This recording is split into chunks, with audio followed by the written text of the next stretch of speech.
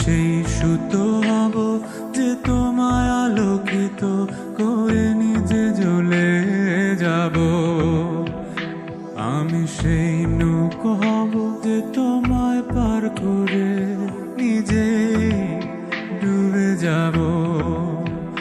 হব সেই চোখ যে তোমায় দেখে বুঝে যাব। হব সেই সুর যে তোমায় মাতিয়ে করুণ হব। হব সেই চাঁদ যে হয়ে গেলে